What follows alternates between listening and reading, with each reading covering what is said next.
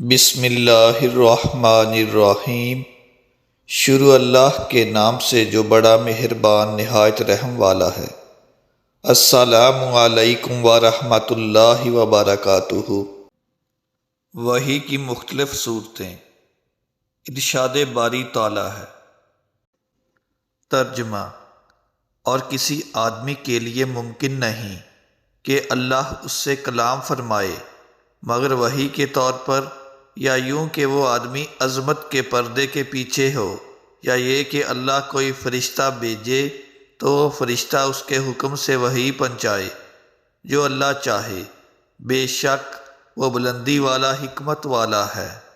آیت کا خلاصہ یہ ہے کہ دنیا میں کسی آدمی کے لیے ممکن نہیں کہ اللہ تعالیٰ اس سے کلام فرمائے، البتہ 3 صورتیں ایسی ہیں جن میں کسی فرد بشر سے کلام ممکن ہے۔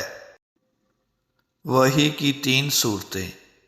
نمبر 1، وحی کے طور پر، یعنی اللہ تعالیٰ کسی واسطہ کے بغیر اس کے دل میں القاء فرما کر اور بیداری میں یا خواب میں الہام کر کے کلام فرمائے۔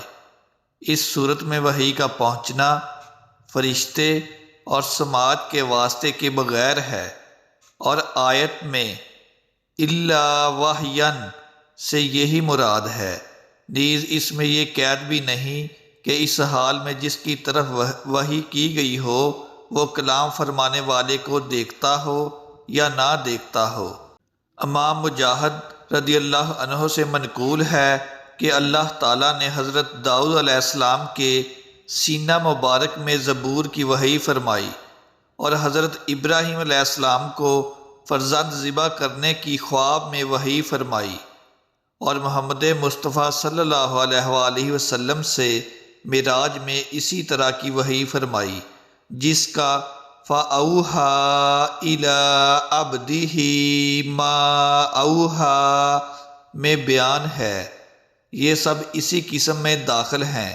انبیاء کرام علیہ السلام کے خواب حق ہوتے ہیں، جیسا کہ حدیث شریف میں ہے کہ انبیاء کرام کے خواب وحی ہیں۔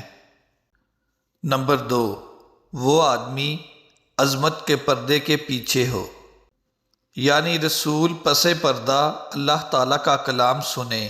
وحی کے اس طریقے میں بھی کوئی واسطہ نہیں، لیکن سننے والے کو اس حال میں کلام فرمانے والے کا دیدار نہیں ہوتا۔ حضرت موسیٰ علیہ السلام اسی طرح کے کلام سے مشرف فرمائے گئے۔ یہاں یہ مسئلہ یاد رکھیں کہ اللہ تعالیٰ اس سے پاک ہے کہ اس کے لیے کوئی ایسا پردہ ہو جیسا جسم اور جسمانی چیزوں کے لیے ہوتا ہے، اور آیت میں مذکور پردہ سے مراد سننے والے کا دنیا میں دیدار نہ کر سکنا ہے۔ نمبر 3، اللہ تعالیٰ کوئی فرشتہ بھیجے تو وہ فرشتہ اللہ تعالیٰ کے حکم سے وحی پہنچائے۔ وحی کے اس طریقے میں رسول کی طرف وحی پہنچنے میں فرشتے کا واسطہ ہے۔